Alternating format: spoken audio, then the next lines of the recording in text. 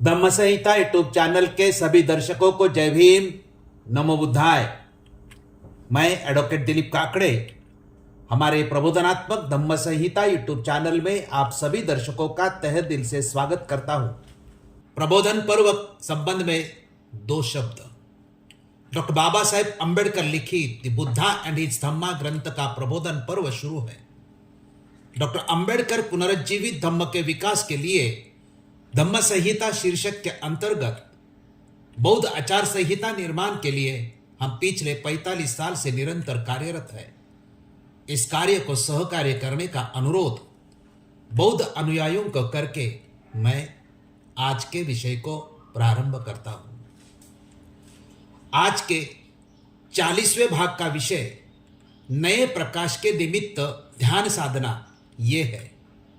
The Buddha and his Dhamma इस ग्रंथ के प्रथम कांड के चौथे भाग में पहला अध्याय नए प्रकाश के निमित्त ध्यान साधना ये है। बाबा साहब ने इस अध्याय की जानकारी कुल 16 अंकों में दी है। सिद्धार्थ परिव्रजा के बाद सबसे पहले भृगु ऋषि के आश्रम में गए थे। उसके बाद सिद्धार्थ ने कपिल मुनि के आश्रम में सांख्य परंपरा का अध्ययन किया था। अलार कालाम और उद्दक रामपुत्र के आश्रम में समाधि मार्ग का अध्ययन किया था। सिद्धार्थ गया में 6 साल उग्र तपस्या की। अपनी समस्या का हल ढूंढने के लिए उन्होंने अभी तक जितनी भी कोशिश की वो सब विफल हो गई थी। इसलिए सिद्धार्थ उरुवेला छोड़कर गया में आए। गया में आकर एक पीपल वृक्ष के नीचे ध्यान लगाकर बैठे। इस ध्यान साधना के दौरान ज्ञान लाभ की दृष्टि से जो घटना घटी उसकी जानकारी डॉक्टर बाबा साहेब अंबेडकर जी ने नए प्रकाश के निमित्त ध्यान साधना इस अध्याय में दी है। वो जानकारी और उसका स्पष्टीकरण हम इस भाग में दे रहे हैं। पहला मुद्दा विफलता से निराश नहीं ये है।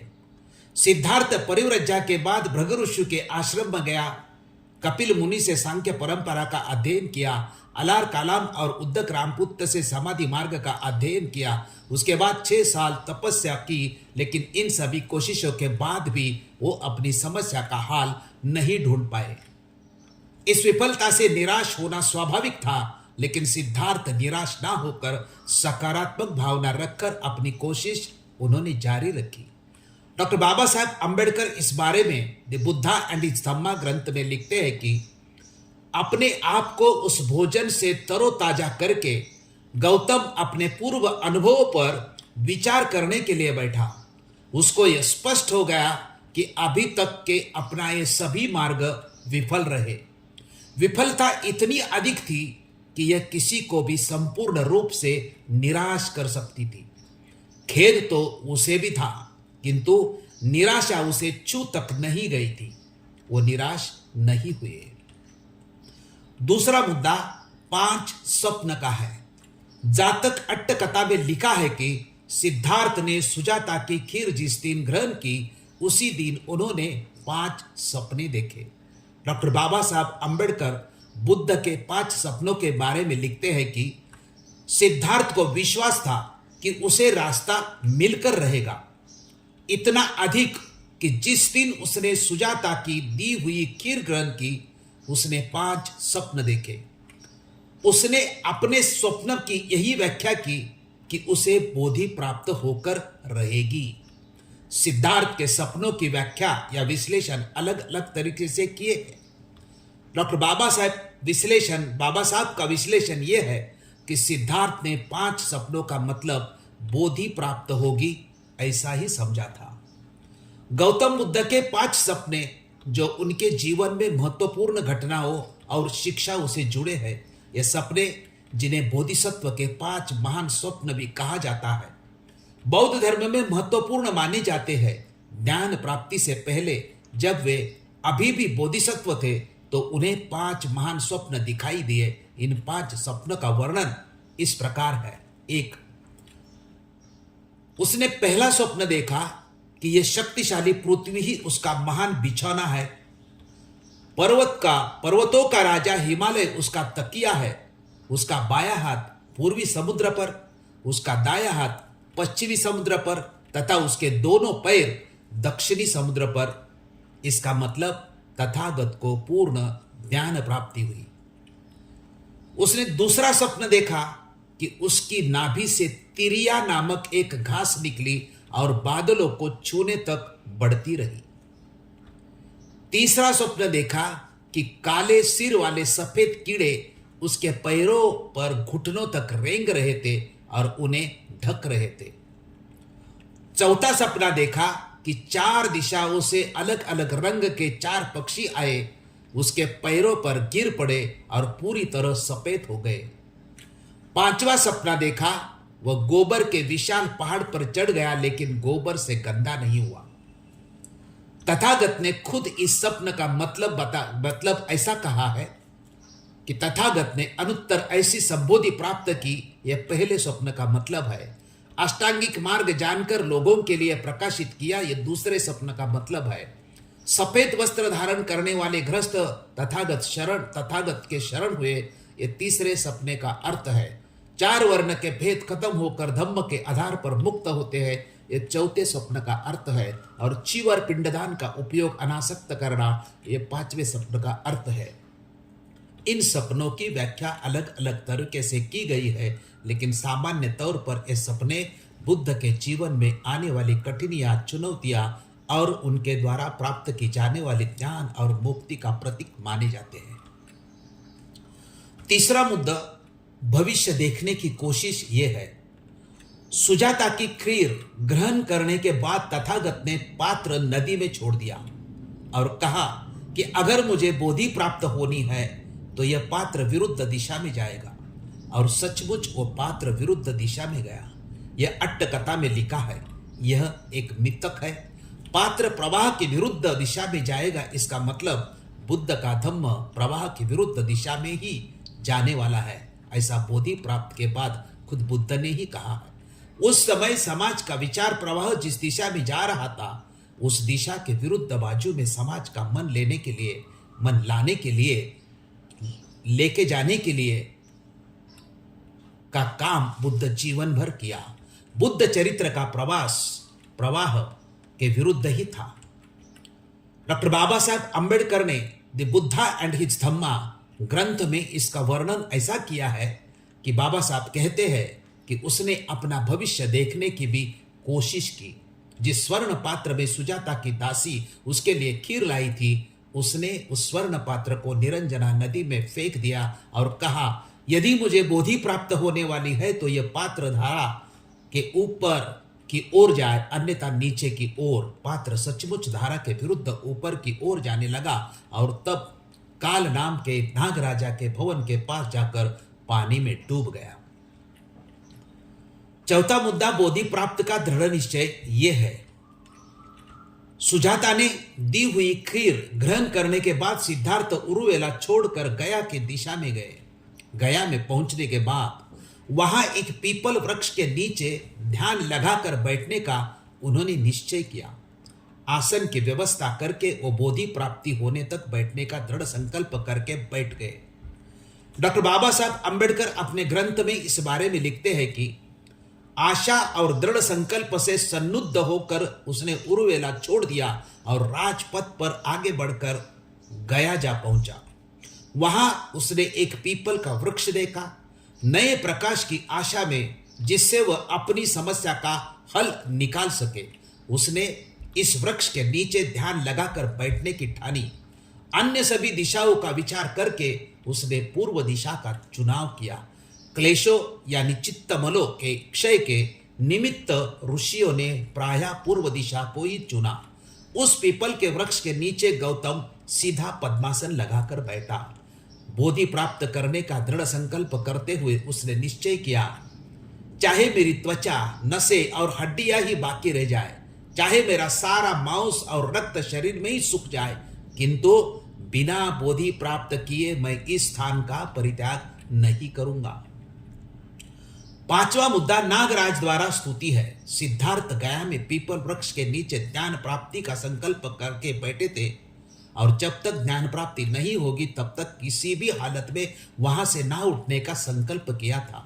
इस दरम्यान काल नाम का नागराज और उसकी पत्नी स्वर्ण प्रभा इनको गौतम पीपल वृक्ष के नीचे ज्ञान प्राप्ति का संकल्प लिए बैठे हैं, ऐसा स्वप्न देकर वो जागरूक होते हैं और गौतम ज्ञान प्राप्ति निश्चित ही करेंगे ऐसा विश्वास उनको होता है। नागराज और उनकी पत्नी ने गौतम की स्तुति करके कहा कि निश्चित ही वो ज्ञान प्राप्ति करके बुद्ध बनेंगे।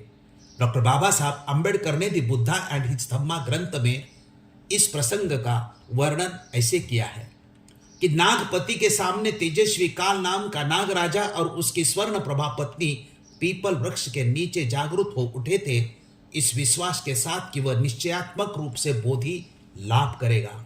उन्होंने इस प्रकार से उनकी स्तुति की कि हे मुनि, क्योंकि तुम्हारे पांव के नीचे दबी पृथ्वी बार बार गुंजायमान होती है और क्योंकि तुम सूर्य के समान तेजस्वी हो, इसलिए तुम निश्चय से बुद्ध होगे।